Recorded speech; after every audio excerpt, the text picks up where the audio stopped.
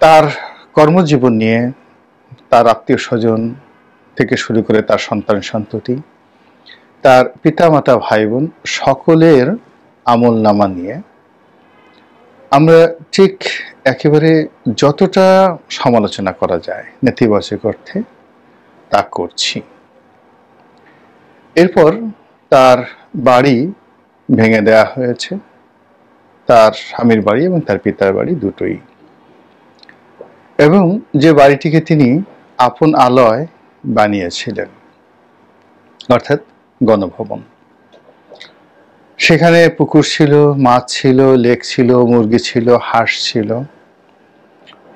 ক্ষেত খামারি ছিল এবং মনের আনন্দে তিনি সেখানে কৃষি কাজ করতেন, মাছ ধরতেন। এবং আমরা পরে যেটা শুনেছি যে কাপ্তাই লেক থেকে বড় বড় চিতল ধরে এনে সেগুলো ছেড়ে দেওয়া হতো তাকে খুশি করার জন্যে। যে রাজকীয় বাহিনী ছিল তারা সেই গণভবনের লেকে, তারপর সেই মাছ তিনি ধরতেন, ছবিতে পোজ দিতেন এবং ওই ভবনটিকে তিনি আগের বার যখন 1986 থেকে 2001 সালে ছিলেন তখন 1 টাকায় নিজের নামে লিখে নিয়েছিলেন। আবার এবার তিনি এমনভাবে বন্দোবস্ত করেছিলেন, তার ক্ষমতার যে খুঁটি এতটা শক্ত ভিত্তির উপর তিনি গেঁথেছিলেন, তিনি স্বপ্নেও কখনো কল্পনা করেননি যে ক্ষমতা তাকে ছাড়তে পারে, তিনি ক্ষমতা ছাড়তে পারেন অথবা এই ভবন তার ছাড়া লাগতে পারে অথবা তিনি ছাড়তে পারেন। এই কথা তিনি কখনো কল্পনা করতে পারেন না, বরং তার যারা প্রিয়জন তারা প্রকাশ্যে গোপনে তার জন্য দোয়া করতেন, নিঃসন্দেহে দোয়া করতেন। এর কারণ হলো তার প্রিয়জনদের সবার সেই নিকুচি বা কুষ্ঠি সবই তার কপালের সঙ্গে লিপিবদ্ধ ছিল। তারা জানতো যে এই ভদ্রমহিলা যদি না থাকেন তাদের অস্তিত্ব থাকবে না। এই জন্য তারা 1000 বছর তার আয়ু হোক এরকম দোয়া করতেন প্রকাশ্যে তার সামনে দাঁড়িয়ে। তখন তিনি হেসে দিতেন। তারপর তার সামনে এমন সব স্বপ্ন দেখাতেন, এমন সব পরিকল্পনা উপস্থাপিত হতো যেটি অন্তত 50 বছর, আগামী 50 বছর লাগবে। তাকে স্বপ্ন দেখানো হতো 2041 সন পর্যন্ত তিনি ক্ষমতায় থাকবেন।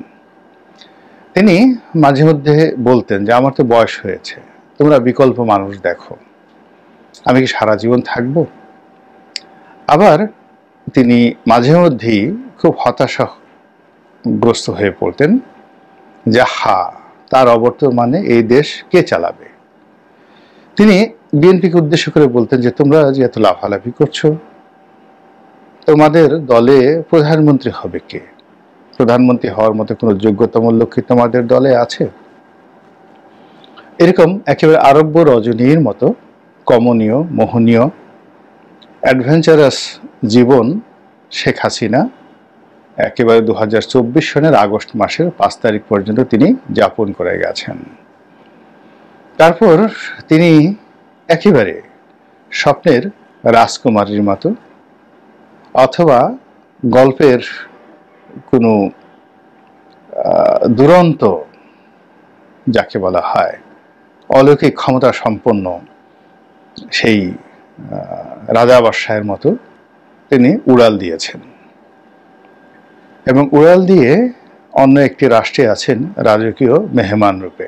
আমরা বলছি পালিয়ে গেছেন, আমরা বলছি তোমাকে ধরে নিয়ে আসবো, আমরা বলছি তোমাকে শেষ করে দেব, আমরা বলছি তোমার কি লজ্জা শরম কিছু নেই, তুমি পালিয়ে গেছো। তারপর ওখানে বসে তুমি পুটুর পুটুর করছো, কথাবার্তা বলছো। এগুলো সবই আমাদের ব্যক্তিগত কথা। আমাদের এই কথাগুলোকে তিনি তার যে রাজনৈতিক জীবন 1981 সন থেকে একেবারে 2024 সাল অবধি, এই সুদীর্ঘ জীবন 43 বছরের তার যে রাজনৈতিক জীবন, তিনি কখনোই আমাদের কথা শোনেননি। তিনি 1981 সনে যেমন ছিলেন, আবার 2025 সনে আজকের দিন পর্যন্ত তেমনই আছেন। তিনি গ্রেনেড হামলায় আহত হওয়ার পর যখন স্তব্ধ হয়ে গিয়েছিলেন, কান বন্ধ হয়ে গেছিল, তখনও তার ঠোঁট যেভাবে চলেছিল, একইভাবে 2023 সনেও তার ঠোঁট অমনি ছিল, আর এখনও তার ঠোঁট, তার জিহ্বা একেবারে অনুরূপ সেভাবে আছে। তার শারীরিক শক্তি, তার বয়স এখন প্রায় 80 বছর।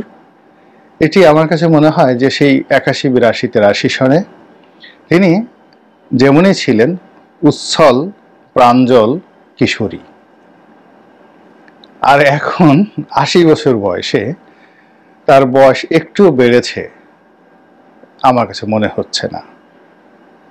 তার সেই যে উঁচু নাক, সেই যে দাম্ভিকতা, সেই যে হাস্যরস, অপরকে ভয় দেখানোর যে আনন্দ, সেটি তার এখনো আছে। এবং তিনি যে স্বপ্ন দেখতেন, সবসময় স্বপ্ন দেখতেন, সেই স্বপ্নবাস শেখ হাসিনার মৃত্যু হয়নি। তিনি ওখানে বসে এখনো স্বপ্ন দেখছেন আবার বাংলাদেশে আসবেন। তিনি তার লোকজনদেরকে বলছেন তালিকায় করো কারা কারা ছাত্রলীগ, আওয়ামী লীগ, যুবলীগ, যুব মহিলা লীগকে অপমান করছে। তিনি যে সমস্ত তার যে পাণ্ডব, যাদেরকে দেশের বাইরে নিয়ে গেছেন, অথবা যারা দেশের বাইরে চলে গেছে, অথবা যারা বাংলাদেশের মধ্যে এখনো লুকিয়ে আছে, তাদের সকলের সঙ্গে তিনি যোগাযোগ রক্ষা করছেন। যেভাবে আগে দেশ চালিয়েছেন, দল চালিয়েছেন, আন্দোলন করেছেন, এবং এখন যে বিপর্যয়ের মধ্যে আছেন, এর চাইতে বহু বহু বিপর্যয় তার জীবনে এসেছে। আমরা আত্মতৃপ্তি লাভ করছি যে তিনি এখন ভীষণ রকম বিপদে আছেন, কিন্তু বাস্তবে না। তিনি এখন যে আরামে আছেন, এইরকম আরাম তার জীবনে কখনো হয়নি। যে অভিযোগ আমরা করছি, সে অভিযোগ যদি কিঞ্চিত সত্য হয়, তাহলে দেশে বিদেশের ব্যাংকে তার টাকা পয়সা, সোনা দানার কোনো অভাব নেই। আর নারী বলেন পুরুষ বলেন, টাকা যদি আপনার হাতে থাকে, অর্থ থাকে, 99.99% সমস্যা এমনিই আপনার জন্য সহজ হয়ে যায়। আপনি পৃথিবীর যে কোনো প্রান্তে থেকে আমেরিকার প্রেসিডেন্টকে দিয়ে আপনার পক্ষে বিবৃতি দেওয়াতে পারবেন, যদি আপনার টাকা থাকে। এই হলো টাকার ক্ষমতা, যেটি ওনার আছে। তো এত টাকা তার কোনোদিন ছিল না, তার বাবারও ছিল না, তার দাদারও ছিল না। তাহলে আপনি অভিযোগ করছেন তার টাকা আছে, তাহলে সে মন্দ থাকে কি করে? 2 নম্বরে তার শরীর ভালো, স্বাস্থ্য ভালো। 3 নম্বরে হলো যে তিনি এখন ভারতে আছেন। ইন্দিরা গান্ধীর জমানাতেও তিনি ভারতে ছিলেন, কিন্তু তখন তিনি একটা উদ্বাস্ত ভিক্ষুকের মতো ছিলেন, এবং রাষ্ট্র থেকে, ভারত রাষ্ট্র থেকে যে পরিমাণ অর্থ তার পরিবারের জন্য বরাদ্দ ছিল, তা দিয়ে তার সংসার চলত না। তো তিনি বলেছেন যে মোটা চালের ভাত তিনি খেতেন, আর তার স্বামীর জন্য চিকন চালের ভাত রান্না করতেন, এবং অনেক কাপড় চোপড় তাকে সেলাই করে পরতে হয়েছে। এবং এই ঘটনা সত্য, এই ঘটনা একেবারেই সত্য। কিন্তু ওনার তো এখন সেই অবস্থা নেই। উনি এখন প্রাসাদে আছেন, ভারত সরকারের রাজকীয় মেহমান রূপে তিনি রাজপ্রাসাদে আছেন, এবং ভারত সরকার তাকে ক্ষমতায় বসানোর জন্য তাদের সর্বশক্তি, অর্থাৎ সামরিক শক্তি, বুদ্ধিমত্তা, চাণক্যনীতি, অর্থনীতি, তারপর পুরো রাষ্ট্রের যে জিদ, এটি নিয়ে তার পক্ষে অবস্থান নিয়েছে। ইনি সরকারের অনুনয় বিনয় সত্ত্বেও এখনো পর্যন্ত ভারত সরকার তার সঙ্গে সম্পর্ক স্থাপন করার কোনো চেষ্টা করেনি, বরং সীমান্ত বন্ধ, ব্যবসা বাণিজ্য বন্ধ, ভিসা দেয়া বন্ধ, ইত্যাদি আরো অনেক কিছু। আর এই সুযোগ নিয়ে শেখ হাসিনা তার সারা জীবনের অর্জিত জ্ঞান, ধন সম্পদ, টাকা পয়সা সব কিছুর উপর বসে ফুরফুরে মেজাজে তিনি রাজনীতির চাল চালছেন এবং খেলছেন মোহাম্মদ আলী কেলের মতো। আপনারা জানেন যে মোহাম্মদ আলী কেলের বৈশিষ্ট্য ছিল দুটো। তিনি প্রচণ্ড শক্তিতে নাচতে জানতেন। তার পা এবং হাত একই সঙ্গে যে গতিতে নৃত্য করত, বক্সিংয়ের জন্য নাচত, সেই একই গতিতে তার মাথা, তার ঘাড়, তার কোমর, তার পা সেই মুষ্টিযুদ্ধের মঞ্চে একইভাবে নাচত। এর ফলে কি হতো, তার প্রতিপক্ষকে তিনি অস্থির বানিয়ে ফেলতেন। তিনি রিংয়ে নেমে নাচতে নাচতে পুরো মঞ্চ ঘুরে বেড়াতেন, ডানে বামে, উত্তরে দক্ষিণে, সামনে পেছনে। এত দ্রুত গতিতে তিনি নাচতে নাচতে সামনে পিছনে যেতেন। তার পিছনে ছুটতে ছুটতে তার প্রতিপক্ষ বিশ্ববিজয়ী হেভিওয়েট চ্যাম্পিয়নদের ঘাম ঝরে যেত। তারপর তিনি হঠাৎ করে এক কোণে গিয়ে তিনি ভেংসি কাটতেন। আর এতক্ষণ দৌড়াদৌড়ির পরে যখন এক কোণে সেই রিংয়ের দড়ির সাথে পিঠ ঠেকিয়ে তিনি যখন ভেংসি কাটতেন, তখন তার আর মাথা ঠিক থাকতো না। তিনি এলোমেলো ঘুষি ছাড়তো, এলোমেলো আক্রমণ করত তার প্রতিপক্ষরা। আর সেই আক্রমণ তিনি হাত দিয়ে ঠেকাতেন না। তিনি কখনো তার মাথা বাম দিকে নিতেন, কখনো ডান দিকে নিতেন, কখনো বসে পড়তেন। আমরা বরিশালের আঞ্চলিক ভাষায় যেটিকে বলা হয় ফাটকি, মানে ফাঁকি দেওয়া। তো অনেকটা শিশু সুলভ মাথা। তখন এইরকম অবস্থাতে বিশ্বের কোনো হেভিওয়েট চ্যাম্পিয়ন তার মাথায় আঘাত করতে পারেনি, তার বুকে আঘাত করতে পারেনি। তিনি ওই অবস্থায় আবার ভেংসি কাটতেন। তারপর অন্য প্রান্তে গিয়ে তিনি কোমর দোলাতেন, মাজা দোলাতেন এবং প্রতিপক্ষকে টিটকারি করতেন যে মারো, পারলে মারো। মাঝে মধ্যে তিনি নিজের বুকে নিজে ঘুষি মারতেন যে মারো। তো এইভাবে অনেকক্ষণ নাচানাচি করার পরে যখন সেই মানুষটি মেজাজ হারাতো, শক্তি হারাতো, ঘাম ঝরতো, ত্যক্ত বিরক্ত হয়ে তার বুদ্ধি হারাতো, মেজাজ এমন গরম হয়ে যেত, মেজাজ গরম হলে বুদ্ধি থাকে না। আর ওই সময়টিতেই মোহাম্মদ আলী কেলে তার সেরা বক্সিংয়ের যে রেকর্ডগুলো তিনি তৈরি করতেন।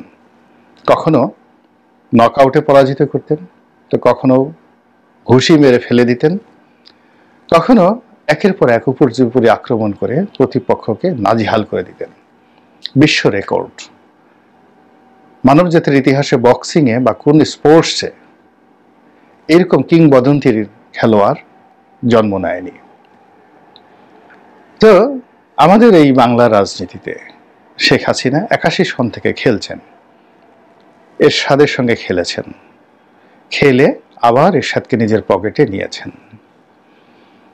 রাজনীতিতে তার বাবার সঙ্গে যারা খেলেছে, আসম আব্দুর রব, শাহজাহান সিরাজ, মতিয়া চৌধুরী, রাশেদ খান মেনন, হাসানুল হক ইনু, প্রত্যেককে তিনি উলঙ্গ করে ছেড়ে দিয়েছেন। উলঙ্গ করে ছেড়ে তারপরে তাদেরকে নিজের পায়ের কাছে তিনি নিয়ে এসেছেন। কাউকে বিরোধী দলীয়, গৃহপালিত বিরোধী দলীয় নেতা বানিয়েছেন, কাউকে মন্ত্রী বানিয়েছেন, আর অনেক কিছু, অনেক ইতিহাস আপনারা জানেন। তার প্রতিপক্ষ বিএনপি এবং জামাতকে যে শিক্ষা তিনি দিয়েছেন, দাঁত ভাঙা শিক্ষা তিনি দিয়েছেন, এটা তার প্রতিপক্ষ যারা তার কবলে একবার পড়েছেন, তার শত্রুতার মুখোমুখি যারা হয়েছেন, তারা বুঝতে পারেন যে কাকে বলা হয় প্রতিহিংসা, কাকে বলা হয় প্রতিহিংসা। কেউ জীবন দিয়েছেন, কেউ ফাঁসিতে চড়েছেন, জেলে গিয়েছেন, যৌবন গেছে, ব্যবসায় গেছে, বাণিজ্য গেছে, সব কিছু তছনছ হয়ে গেছে। সারাটা রাত ঘুম হারাম করে দিয়েছেন, লক্ষ লক্ষ মানুষের প্রতিপক্ষের ঘুম তিনি কেড়ে নিয়েছেন। তো সেই যে তার যে রাজনীতির যে খেলাধুলা, সেটি থামেনি, কোনো অবস্থাতে থামেনি। আর আমরা এখনো পর্যন্ত তার সঙ্গে খেলার মতো যে চাণক্য নীতি দরকার, শক্তি দরকার, রিংয়ে লাফালাফি করা দরকার, সে অর্থ, সে বিত্ত, সে কৌশল কোনো কিছু নেই। আমরা শুধু গালাগাল দিচ্ছি, আয় তোকে খেয়ে ফেলবো, মেরে ফেলবো, ইত্যাদি ইত্যাদি তুইটুকারি গালি দুর্বলতার লক্ষণ। আর তিনি যা করার তা একের পর এক করে যাচ্ছেন। আর আমরা তার সেই কর্মে তাকে পাঞ্চ মারার চেষ্টা করছি, তাকে না পেয়ে তার বাড়ি ঘুষি মেরে উড়িয়ে দিচ্ছি মোহাম্মদ আলী কেলের মতো। তারপর তাকে ধরার জন্য ছুটে যাচ্ছি টেকনাফ থেকে তেঁতুলিয়া পর্যন্ত, মশাল জ্বালিয়ে দিচ্ছি একটার পর একটা, আর তিনি ওখানে বসে হাসছেন, মুহাহাহা করে হাসছেন আর বলছেন, ওহে বালক, আর একটু খেলা শিখো, আর একটু ঘাম ঝরাও। আমরা কি এইভাবেই শেখ হাসিনার পেছনে দৌড়াতে থাকবো, নাকি সত্যিকার অর্থে ল্যারি হোমসের মতো শক্তিমত্তা নিয়ে আমরা মোহাম্মদ আলী কেলেকে পরাজিত করব?